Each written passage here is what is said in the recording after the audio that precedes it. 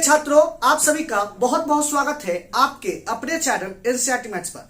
मेरा नाम है राज और मैं आपके अपने चैनल एनसीईआरटी मैथ्स पर बहुत बहुत स्वागत करता हूं। हम लोग कक्षा 10 एनसीईआरटी मैथ्स का सॉल्यूशन कर रहे थे। आज हम लोग त्रिकोणमिति के प्रश्न देखेंगे। ऐसे क्वेश्चन जो एग्जाम में रहेंगे वैसे ही क्वेश्चन देखेंगे, ठीक है। त्रिकोणमिति क्वेश्चन बहुत सारे क्वेश्चन एग्जाम में पूछे जाते हैं, तो ऐसे सिलेक्टेड क्वेश्चन देखेंगे जो आपके हूबहू एग्जाम में रहेंगे, तो आप इसको जरूर देखिए। त्रिकोणमिति के प्रश्न ऐसे भी एग्जाम में बहुत पूछे जाते हैं। और हाँ, त्रिकोणमिति के सूत्र आप जरूर याद कर लीजिएगा, क्योंकि कभी कभी एग्जाम में सूत्र ही पूछ देता है, ठीक है। तो आप जरूर याद करिएगा। तो आइए त्रिकोणमिति के प्रश्न देखते हैं। हल दिया है tan theta equal to 3/4। tan theta equal to 3/4 दिया हुआ है। अब यहां पर हम फॉर्मूला रखेंगे। तो हम लोग जानते हैं tan थीटा का फॉर्मूला होता है लंब बटा आधार। लंब बटा आधार होता है, ठीक है। tan थीटा का फॉर्मूला होता है लंब बटा आधार। sin थीटा का फॉर्मूला होता है लंब बटा कर्ण, ठीक है। cos थीटा का फॉर्मूला होता है आधार बटा कर्ण। यह सब फॉर्मूला आपको लिखा दिया गया है, ठीक है। यदि आप नहीं याद किए हैं तो लिंक आपको डिस्क्रिप्शन में डाल दिया गया है, आप वह फॉर्मूला जाकर जरूर याद कीजिए, क्योंकि कभी कभी एग्जाम में फॉर्मूला ही पूछ देता है। आपको ऑब्जेक्टिव क्वेश्चन देगा, उसमें फॉर्मूला ही त्रिकोणमिति का पूछ देगा, तो आप जाके फॉर्मूला जरूर याद कीजिए। तो हम लोग अब यहाँ फॉर्मूला रखेंगे तो क्या हो जाएगा, tan थीटा का फॉर्मूला होता है लंब बटा आधार। लंब का इक्वल टू 3/4।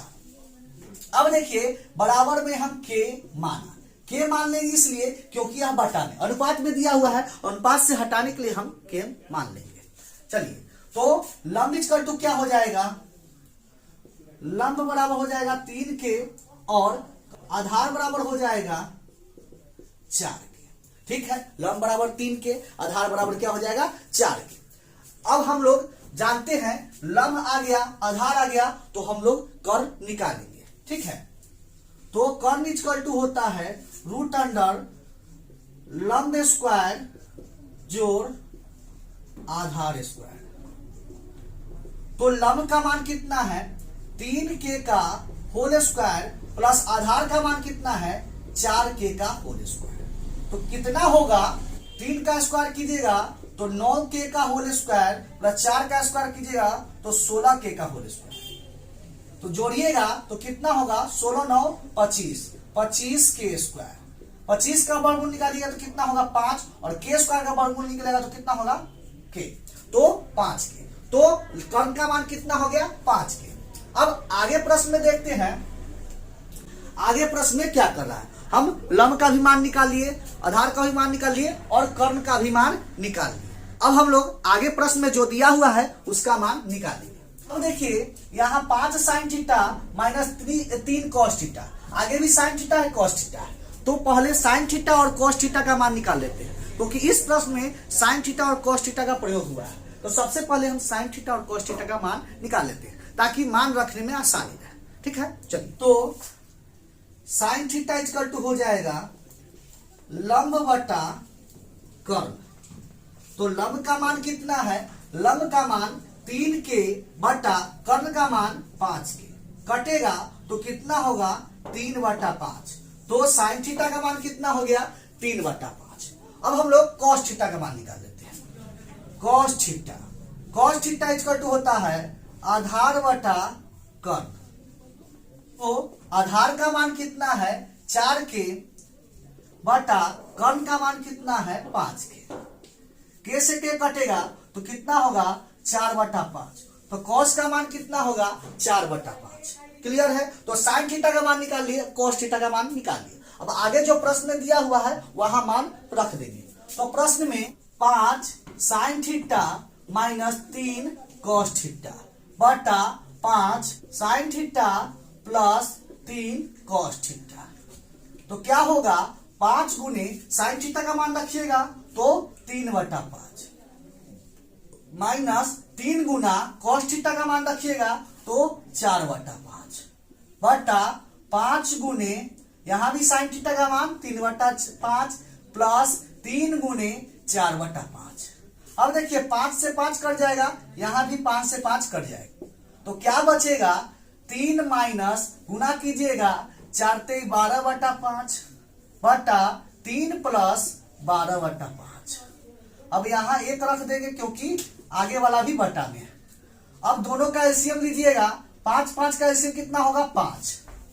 यहां क्या हो जाएगा, एक है तो नीचे वाला से गुना हो जाएगा, 5 तेई 15 माइनस यहां क्या हो जाएगा 12।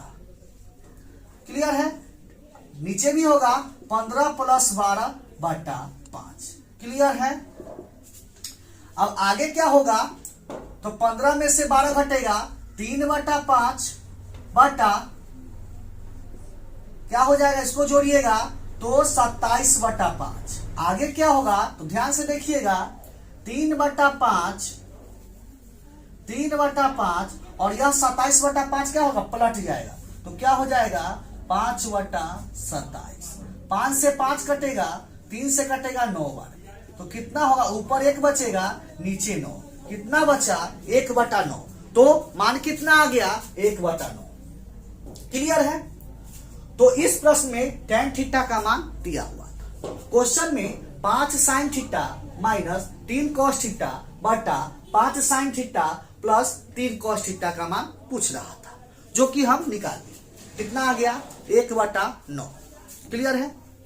अब देखिए यह प्रश्न यहां पर समाप्त होता है।